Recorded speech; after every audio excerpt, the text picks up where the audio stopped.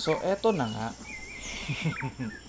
Ito kasi yung sasakyan na sinasabi ko nung nakaraan na may nasa gitna ng kakahuyan. Kasi nangyari dyan, nung nahulog yan mula sa taas, nung hinanap lang natin yung sasakyan, kasi hindi doon nilang makita mula sa taas. O hindi ko alam kung talagang hindi lang nahanap or hindi lang makita ng mga nakikichismis doon sa taas. Kaya pinuntahan ko na lang, dadaanan naman. Naliparan ko na lang ng drone para mahanap yung sasakyan. Ito yung actual na, yung araw na nahulog yung sasakyan. May mga rescue, siyempre matarik yung daan. Taas yung pinaghulugan niya.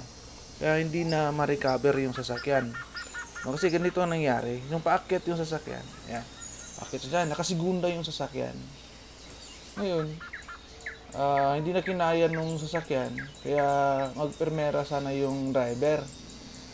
Kaso nga lang, namatay yung sasakyan niya, namatay.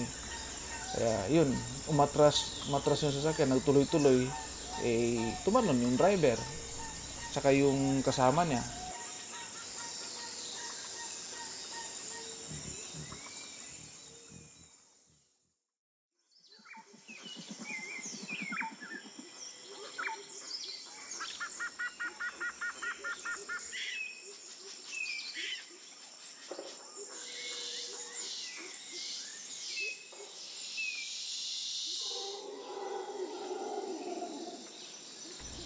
Hinanap natin, ako naman maingat ako sa pagpapalipad ng drone kasi baka sumabit yung drone.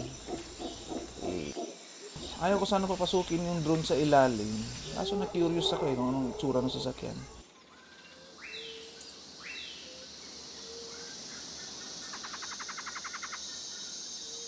Tandaan ko na lang pinapasok yung drone para makita yung kalagayan ng sasakyan. Kasi sabi, hindi na daw nila i-recover to yung mga pyesa na lang, kung anong pwedeng masalba. Siguro yung makina niya, yung gulong, saka ewan ko, anong pwede pang masalba dyan.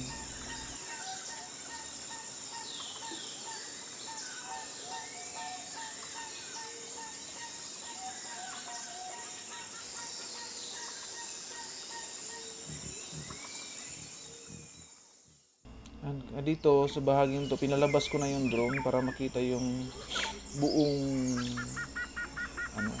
itsura ng lugar. Sa paanan niya, yan? Ilog.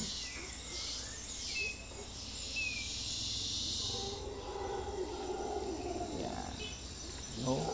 Kaya, yan. Hindi po sa rebelde yan. Nahulog lang po yan. Hindi na ma-recover. Kaya, naliparan ko na lang nun doon. Nakahulog lang din yan. Kinabukasan ko pa napuntahan. Wala namang taong aksidente, wala namang taong nasaktan sa pangyayari yan. Hindi nga lang, nasaktan din yung namdamin ng may-ari. Siyempre, pera yan. Gamit na gamit nila yan. Yan yung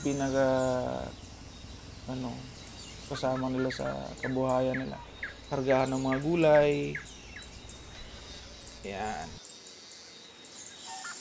Tsaka yung lugar na yan, tirahan din yan ng mga wild animals. Unggoy, tsaka ano mga hayop daw. Siguro may baboy damo.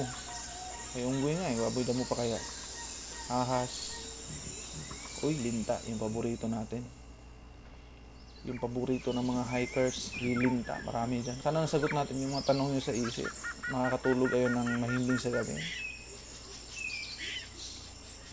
Yun lang.